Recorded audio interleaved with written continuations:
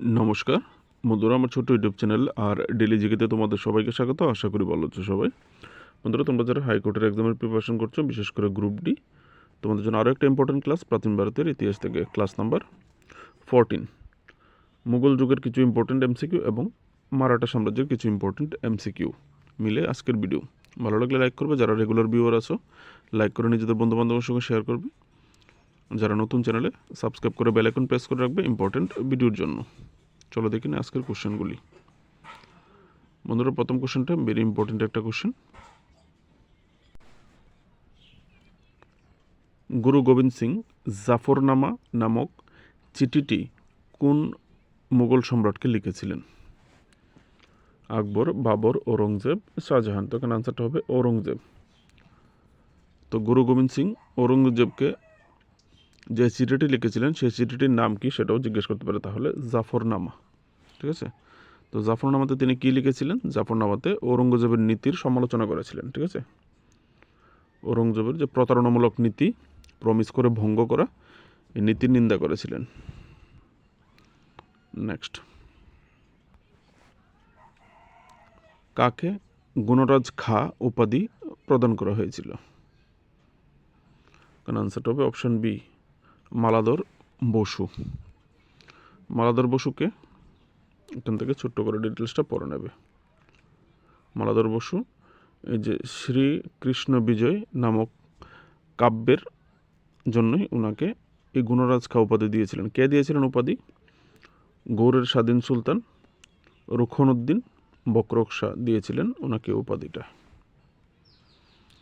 Next question, very important question পেপারের জন্য। কাবুলিয়ত ও পাট্টা প্রথা ড্যাশ ড্যাশ ড্যাশ প্রবর্তন করেছিলেন? কাবুলিয়ত ও পাট্টা প্রথা কে প্রবর্তন করেছিলেন? শেরশাহ, শিবাজি, জাহাঙ্গীর, ঔরঙ্গজেব? তো এখানে আনসারটা হবে Sher Shah, option A.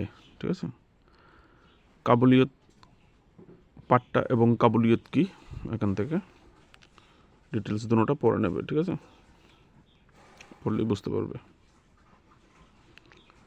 Next question, Kohinoor diamond.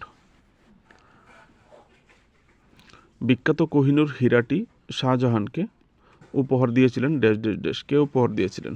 Murad, Abul Hasan, Qutub Shah, Mir জুমলা, ঔরঙ্গজেব? তো শাহজাহানকে এই কোহিনুর ডায়মন্ডটি উপহার দিয়েছিলেন মীর জুমলা, অপশান সি। মীর জুমলা কে ছিলেন?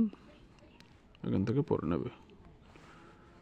মীর জুমলা বা মোহাম্মদ সাইদ, যিনি ছিলেন গোলকুন্ডা সুলতানাতের একজন বিশিষ্ট হীরা ব্যবসায়ী, সেনাপতি ও উজির। শাহজাহানের রাজনৈতিক ও সামরিক সমর্থন লাভের উদ্দেশ্যে 1965 সালে তিনি তার এই মূল্যবান রত্নটি উপহার দিয়েছিলেন, যেটা বর্তমানে ব্রিটেনের মহারানীর মুকুটে। ঠিক আছে, কোহিনুর হীরা। নেক্সট কোশ্চেন, দ্বীন-ই-ইলাহি এর প্রতিষ্ঠাতা কে? দ্বীন-ই-ইলাহি ভেরি ইম্পর্টেন্ট একটা কোশ্চেন, ক্লাস 10-এর সিলেবাসও আমরা পেয়েছি। তো দ্বীন-ই-ইলাহি যে হচ্ছে একটা ধর্ম। ঠিক আছে, দ্বীন-ই-ইলাহি একটা ধর্ম বানিয়েছিল, মিশ্রিত ধর্ম। সেটা কে করেছিল? দ্বীন-ই-ইলাহির প্রতিষ্ঠাতা ছিল আকবর। ঠিক আছে, তো এখান থেকে 1852 সালে মুঘল সম্রাট আকবর দ্বীন-ই-ইলাহি প্রবর্তন করেন। তিনি ধর্মের মধ্যে সম্প্রীতি গড়ে তোলার মধ্যে বিভিন্ন ধর্মের মধ্যে সম্প্রীতি গড়ে তোলার লক্ষ্যে ইসলাম, হিন্দু, খ্রিস্টান, জৈন, পার্সি ধর্মের মূল আদর্শ সমন্বয়ে একটি মতবাদ তৈরি করেছিলেন। ঠিক আছে, সব ধর্মের আদর্শে তিনি একটা মতবাদ তৈরি করেছিলেন সব ধর্মের মধ্যে সমন্বয় সাধনের জন্য, তো যেটা গ্রহণযোগ্য হয়নি। ঠিক আছে, কারণ আকবরের মৃত্যুর সময় এই ধর্মের মুষ্টিমেয় 20, 30, 50 জনের মতো ছিল ফলোয়ার। ঠিক আছে, next question, who was the founder of the Maratha empire? Maratha সাম্রাজ্যের প্রতিষ্ঠাতাকে? ভেরি ইম্পর্টেন্ট একটা কোশ্চেন। ছত্রপতি শিবাজি মহারাজ ছিলেন মারাঠা সাম্রাজ্যের প্রতিষ্ঠাতা। ঠিক আছে, কত সালে তিনি সিংহাসনে আরোহণ করেছিলেন আলাদা করে একটা কোশ্চেন হয়, আমি আলাদা করে কোশ্চেন করিনি। 1674 সালে তিনি মারাঠা সাম্রাজ্যের সিংহাসনে আরোহণ করেছিলেন। নেক্সট কোশ্চেন, শিবাজির মন্ত্রিসভায় প্রধানমন্ত্রীকে ড্যাশ ড্যাশ ড্যাশ বলা হতো? শিবাজির মন্ত্রিসভার প্রধানমন্ত্রীকে কি বলা হতো? পেশওয়া, সচিব, মন্ত্রী, সুমন্ত? শিবাজির মন্ত্রিসভার প্রধানমন্ত্রীকে পেশওয়া বলা হতো। ঠিক আছে। শিবাজি মহারাজের সময় মন্ত্রী পরিষদকে কী নামে পরিচিত ছিল? শিবাজির সময় যে মন্ত্রিসভা ছিল, মন্ত্রিসভাকে কী নামে ডাকা হতো? তো এখানে আনসারটা হবে অপশান সি, অষ্টপ্রধান। ঠিক আছে, 8 জন প্রধানকে নিয়ে ছিল মন্ত্রিসভা, যেটাকে অষ্টপ্রধান বলা হতো। তো অষ্টপ্রধানে কারা কারা থাকতেন এখান থেকে কেউ চাইলে দেখে নিতে পারো পরে। ঠিক আছে, অষ্টপ্রধান কোন কোন পোস্টগুলি ছিল। Next question, Peshwa dash dash dash ব্রিটিশদের সাথে বেসিনের সন্ধি স্বাক্ষর করেছিলেন। পেশওয়া কে? পেশওয়া বাজিরাও দ্বিতীয়।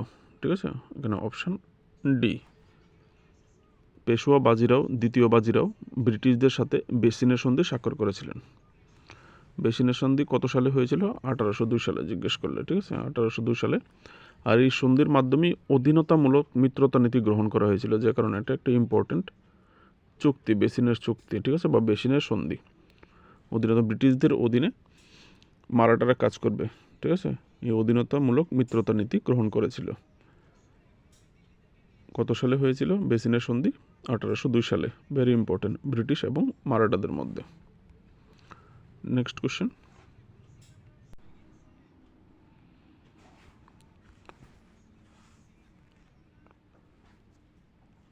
(1776 সালে কাদের মধ্যে পুরন্দরের সন্ধি স্বাক্ষরিত হয়েছিল? তো এখানে আনসারটা হবে মারাঠা এবং ইংলিশ। মারাঠা এবং ইংরেজদের মধ্যে হয়েছিল 1776 সালের 1 মার্চ, ফার্স্ট মার্চ। ঠিক আছে, কাদের মধ্যে চুক্তিটি হয়েছিল এখানে দেখে নেবে। এখানে পুরন্দরের সন্ধি 1776 উল্লেখ করলে হচ্ছে মারাঠা এবং ইংলিশ। পুরন্দরের সন্ধি আরেকটা হয়েছিল শিবাজি এবং মুঘল সেনাপতি জয়সিংহের মধ্যে, সেটা হয়েছিল 1665 খ্রিস্টাব্দে, যে কারণে সালটা মনে রাখতে হবে। 1776-এরটা মারাঠা এবং ব্রিটিশ, আর 1665-টা হচ্ছে শিবাজি এবং মুঘল সেনাপতি জয়সিংহ। তো এই ছিল আজকের সিলেক্টেড কোশ্চেনগুলি, যেগুলো তোমাদের কোশ্চেন ব্যাপারে থাকতে পারে। ভালো লাগলে অবশ্যই লাইক করে সাপোর্ট করবে, তোমাদের সাপোর্ট খুবই প্রয়োজন এখানে কাজ করতে গেলে। নমস্কার।